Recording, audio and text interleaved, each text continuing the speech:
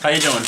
Look, the church teaches very clearly that regardless of your state in life, whether you're a husband or a wife or a child, or a priest or a lay person, a single lay person like myself, whatever, we all are called to live lives of holiness. Like the excuse that I hear from people that, I can't attend to living a life of holiness because I have to go to work and support my family, is a bogus excuse.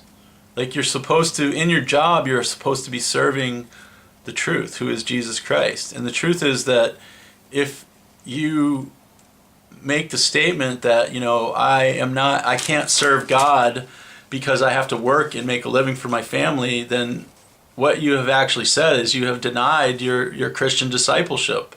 You have said that I am a follower of Christ, however, I am not willing to follow Christ in this area, this major and significant area of my life.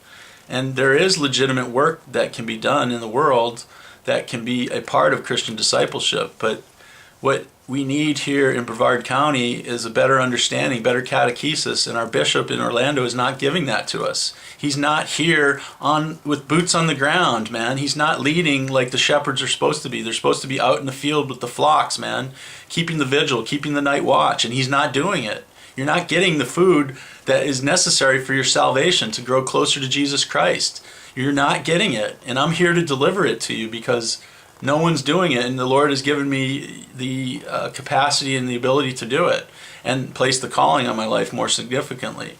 And the truth is about Christian work is that, the church defines all activity as Christian work, and the primary goal of Christian activity or work is to promote the message of Jesus Christ, but it's got to be an authentic message. It can't just be, come to this retreat, and you can live Christianity during the weekends and during this 6-month formation period and then, go back to your unjust lifestyle. I mean, no, that's not the message of Jesus Christ. The message of Jesus Christ is that everything that we do, all of our activity, from the moment that we wake up until the moment we go to sleep at night, or whenever God calls us to go to sleep, we even have to turn our sleep life over to Him, to be true disciples. But but the point is that all of our activity has to be reflected against the truth. Otherwise, we can't call ourselves Christian disciples. And if, when reflected upon the truth, we are confronted with the reality that the way that we have chosen to make a living for our family is inconsistent with the Lord's own words and the teaching of the Catholic Church in terms of the proper activity for a Christian to engage in, i.e. the way that we make our money is unjust by promoting the unjust or improper use of material goods and resources, the unjust use of wealth. If we make our money that way, it's not a legitimate excuse for you to say that I can't do anything about it. I have to support my family. No, you can do something about it. And the thing that you can do is to accept holy poverty for your life. There's no promise or guarantee in following Jesus Christ that He's going to say, make you rich and wealthy. This is a false gospel of wealth that's out there that avoids and denies the truth about the cross. The truth of the cross is that we should allow truth and, who is Jesus Christ, to lead us. And if that means that we have to sacrifice and deny ourselves, then so be it. We become more like the Master. In fact, it's impossible to be a disciple without sacrifice and self-denial. You can't call yourself one. If your primary purpose and goal in Christian discipleship is to avoid all suffering and pain and self-denial, then you're not living a Christian life. You're living a life that's contrary to the message of the truth of the gospel. It's not possible. It's not possible. It just is simply not possible. You're not a Christian. You're not a Christian disciple.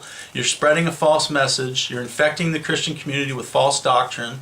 And St. Paul tells us to reject these people. But the truth is that these people are not only not being rejected, they're being accepted and held up as models of behavior. Look, I want to be like that Christian.